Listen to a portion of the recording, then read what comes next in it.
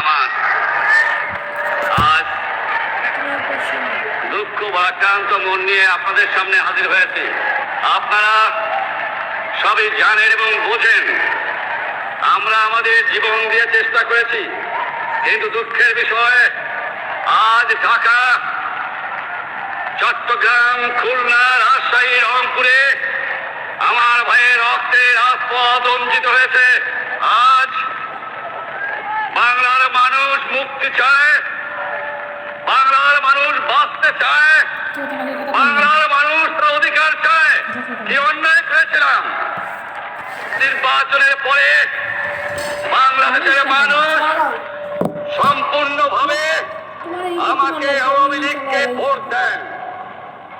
আমাদের national assembly বসবে, আমরা সেখানে শাসনতন্ত্র তৈরি করব এবং এই দেশকে আমরা গড়ে তুলব। এদেশের মানুষ অর্থনৈতিক, রাজনৈতিক, সাংস্কৃতিক মুক্তি পাবে। কিন্তু দুঃখের বিষয়, আজ দুঃখের সঙ্গে বলতে হয়, এই বছরের করুণ ইতিহাস, বাংলার অত্যাচারের, বাংলার মানুষের রক্তের ইতিহাস, এই বছরের ইতিহাস, মুমূর্ষ নরনারীর আত্মঘাতের ইতিহাস, বাংলার ইতিহাস, এদেশে মানুষের রক্ত দিয়ে রাজপথ অঙ্কিত করার ইতিহাস। 1952 সালে রক্ত দিয়েছি, 1954 সালে নির্বাচনে জয়লাভ করেও আমরা গড়িতে বসতে পারি নাই। 1958 সালে আইয়ুব খান মার্শাল জারি করে 10 বছর পর্যন্ত আমাদের গোলাম করে রেখেছে। 1967 সালে 6 দফার আন্দোলনে 7 জুনে আমার ছেলেদের গুলি করে হত্যা করা হয়েছে। 1969 আন্দোলনে আইয়ুব খানের পতন হওয়ার পরে যখন ইয়াহিয়া খান সাহেব সরকার দিলেন, তিনি বললেন দেশে শাসনতন্ত্র দেবেন, গণতন্ত্র দেবেন, আমরা মেনে নিলাম। তারপরে অনেক ইতিহাস হয়ে গেল, নির্বাচন হলো। আমি প্রেসিডেন্ট ইয়াহিয়া খান সাহেবের সঙ্গে দেখা করেছি। আমি শুধু বাংলার নয়, পাকিস্তানের মেজরিটি পার্টির নেতা হিসাবে তাকে অনুরোধ করলাম 15 ফেব্রুয়ারি তারিখে আপনি জাতীয় পরিষদে অধিবেশন দেন। তিনি আমার কথা রাখলেন না, তিনি রাখলেন ভুট্টো সাহেবের কথা। তিনি বললেন প্রথম সপ্তাহে মার্চ মাসে হবে। আমরা বললাম ঠিক আছে, আমরা অ্যাসেম্বলিতে বলবো।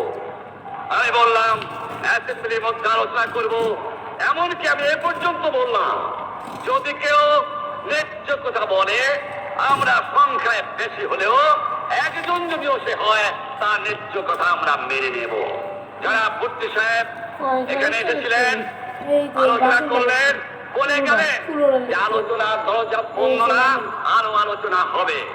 তারপরে অন্যান্য নেতৃত্বের সঙ্গে আলাপ করলাম, আপনারা আসুন, বসুন, আমরা আলাপ করে শাসনতন্ত্র তৈরি করি। তিনি বললেন পশ্চিম পাকিস্তানের মেম্বাররা যদি এখানে আসে তাহলে কসাইখানা হবে।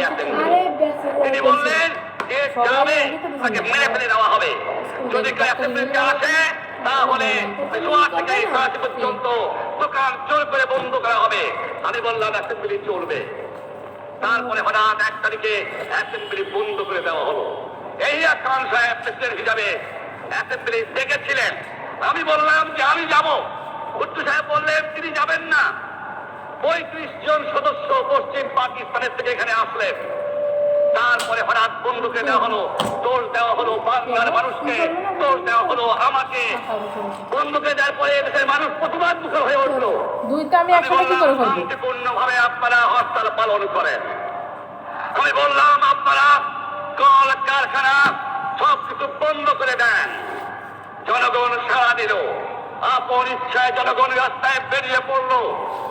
তারা শান্তিপূর্ণভাবে সংগ্রাম চালিয়ে যাওয়ার জন্য স্থির প্রতিজ্ঞাবদ্ধ হলো।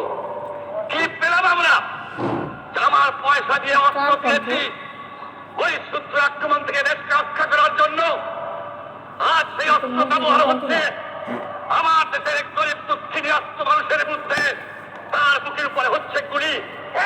আমরা পাকিস্তানের সংখ্যাগুরু, আমরা বাঙালিরা যখনই ক্ষমতায় যাওয়ার চেষ্টা করেছি তখনই তারা আমাদের উপরে ছাপিয়ে পড়েছেন।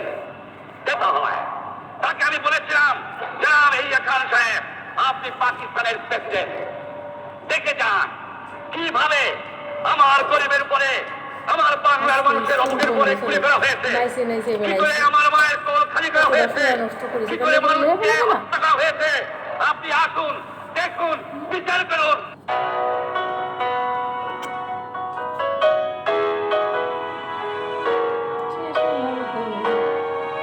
যদি একটা গুলি চলে আর যদি আমার লোকের উপর হত্যা করা হয়, তোমাদের উপর কাছে আমার অনুরোধ রইল, প্রত্যেক ঘরে ঘরে শুল্ক করে তোলো। তোমাদের যা কিছু আছে তাই নিয়ে শত্রুর মোকাবেলা করতে হবে। মনে রাখো, রক্ত যখন দিয়েছি, রক্ত আরো দেবো। এই দেশের মানুষকে মুক্ত করে ছাড়বো ইনশাআল্লাহ।